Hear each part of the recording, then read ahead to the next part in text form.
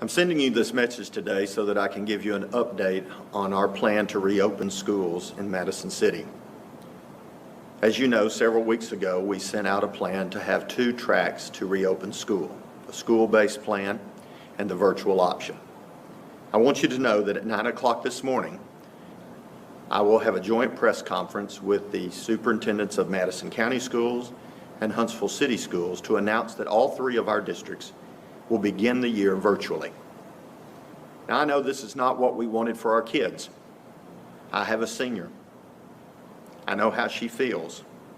I know what she's looking forward to. I remember when she was a kindergarten student. I can remember crying as I drove away from the school that first day when they had kindergarten for moms and I was the dad.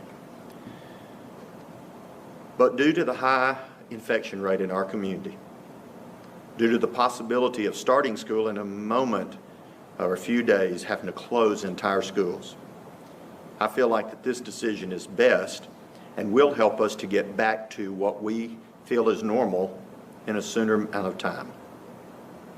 So we will begin both our school-based and our virtual options, both virtually.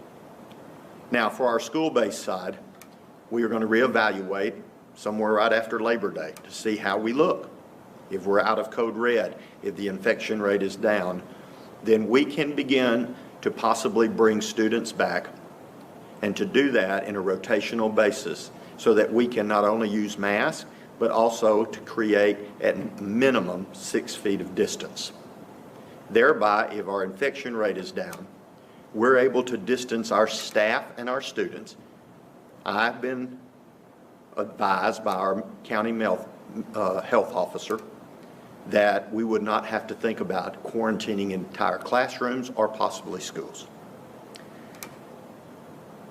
We need your help. We need you to let us know which pathway is best for your child at this time. For several weeks, we've asked you to go to an intent form, but we need you, even if you've done that already, to do that for us one more time. As part of this message, you'll have a place to go for Virtual Academy intent form. And we need you to make that decision.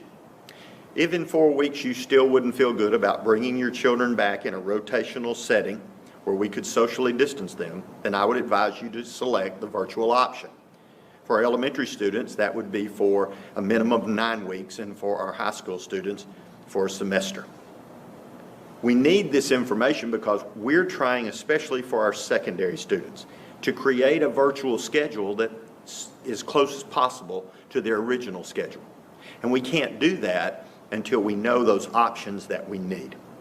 So please make sure that if you're going to select the virtual option, you go to that place before Monday and give us your intent for the virtual option. If you're school-based, you don't need to do anything. If you're enrolled with the school district and you do not take the virtual intent form option, then you will be considered school-based, and we will work with those class schedules accordingly. I know there'll still be questions, and we're working on providing as much information as possible. There's also a form attached that will give you the information that we have now about starting both of these virtually.